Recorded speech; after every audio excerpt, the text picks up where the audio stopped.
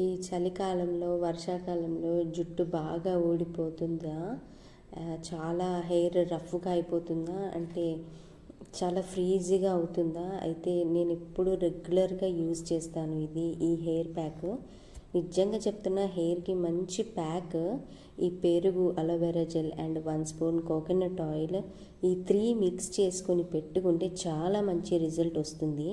అంటే ఒక్కసారి పెట్టుకుంటే రిజల్ట్ కనపడదు, మంత్కి 3-4 టైమ్స్ పెట్టుకుంటే అసలు దీనివల్ల యూజ్ ఏంటంటే పెరుగు, అంటే అసలు పెరుగు ఎందుకంటే హెయిర్కి మంచి మాయిశ్చర్ అండ్ కండిషనర్గా ఉంటుంది అండ్ డ్రైగా రఫ్గా ఉంటే సాఫ్ట్గా చేస్తుంది.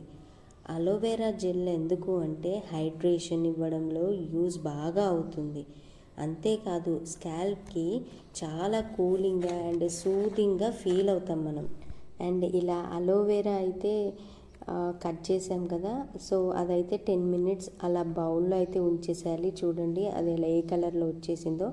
ఇప్పుడైతే మనం కట్ చేసుకొని పైన లేయర్ అంతా ఉంటుంది కదా, ఆ లేయర్ అంతా కట్ చేసుకొని అందులో ఉన్న జెల్ మొత్తం ఇలా బయటికి తీసేయాలి. ఇంకా కొంచెం స్మాష్ చేయాలి కాబట్టి మనం మిక్సీలో కూడా వేసుకోవచ్చు. సో మిక్సీలో అయితే మెత్తగా గ్రైండ్ చేసుకుని ఆ పేస్ట్ అంతా కర్డ్లో అయితే వెయ్యాలి. ఈ 3 ఇంగ్రీడియంట్స్ అండ్ పెరుగు, అలోవెరా జెల్ చెప్పా కదా. ఇప్పుడు కోకోనట్ ఆయిల్ దేనికంటే హెయిర్కి బాగా న్యూట్రిషన్ అండ్ సాఫ్ట్నెస్ ఇస్తుంది.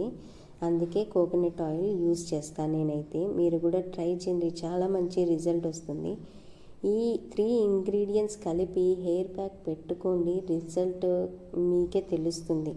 నాకు personally home made hair care అంటేనే ఇష్టం. ఎందుకంటే మనం బయట ప్రోడక్ట్స్ కొనాలి అంటే ఫస్ట్ ఇంగ్రీడియంట్ ఏంటి, మన హెయిర్కి సూట్ అవుతుందా అని ఆలోచిస్తాం.